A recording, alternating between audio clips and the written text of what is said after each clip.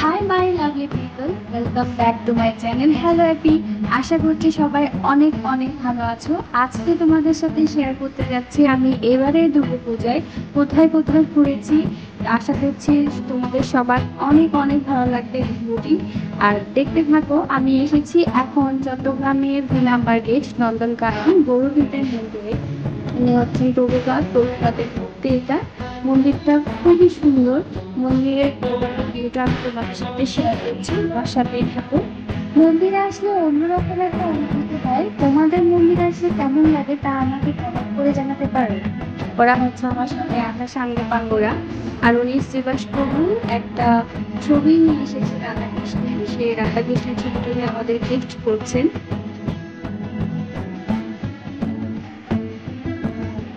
আমি বাকিদের সবাইকে বলছি আমাদের সাথে জয়েন করার জন্য, কিন্তু বাকিরা একটু লাভ করেছে বলতে একজনকে দিলে হবে না, সবাইকে ছবি দিতে হবে।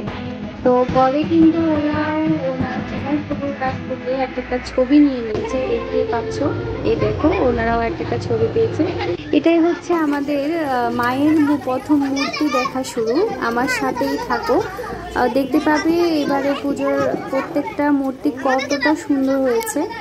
আমি কতটা মূর্তি দেখেছি, কি দেখেছি, কোথায় কোথায় ঘুরেছি সেটা তোমরা দেখতেই পাবে। আশা করতে তোমাদের সবার অনেক অনেক ভালো লাগবে। যদি ভিডিওটি ভালো লেগে থাকে তাহলে অবশ্যই লাইক কমেন্ট করতে কিন্তু একদমই ভুলবে না।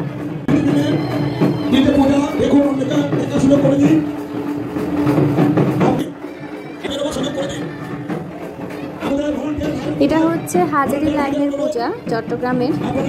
দেখো কতটা সুন্দর হয়েছে।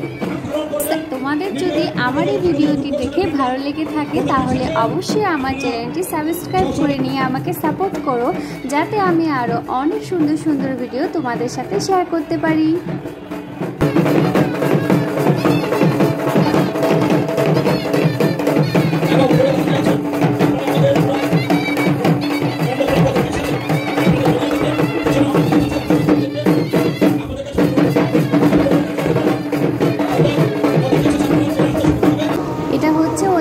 শিব মন্দির, এখন আমরা কালী মন্দিরে যাচ্ছি। দেখো এটা হচ্ছে কালী মন্দির।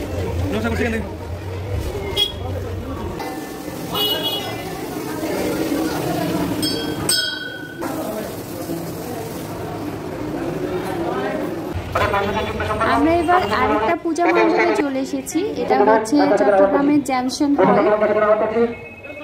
থেকে প্রথম স্থান অধিকারী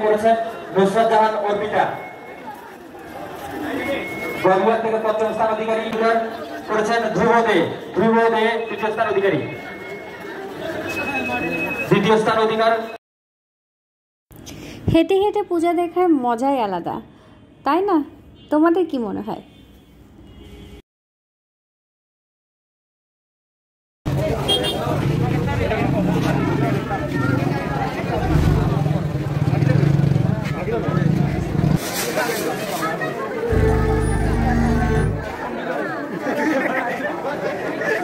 স্বর্গে সব ঝড়খার, চারদিকে ত্রাহি ত্রাহি রব।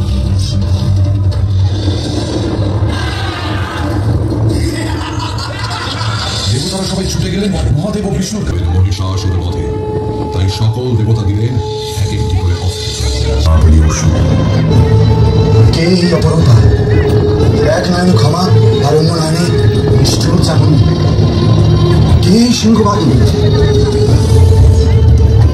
কিভাবে পরিবার ঈশ্বরের রং?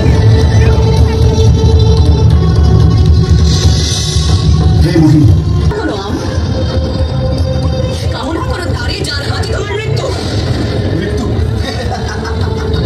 নারী তুমি আর মারবে মহিষাসুরকে। ক্ষীণ বল, বুদ্ধিহীনা অপরূপ। এখনো বলছি, এসো। মহিষাসুর নানান রূপে দেবীকে আক্রমণ করলেন। একে একে দেবী করলেন সকল আক্রমণ প্রতিহত।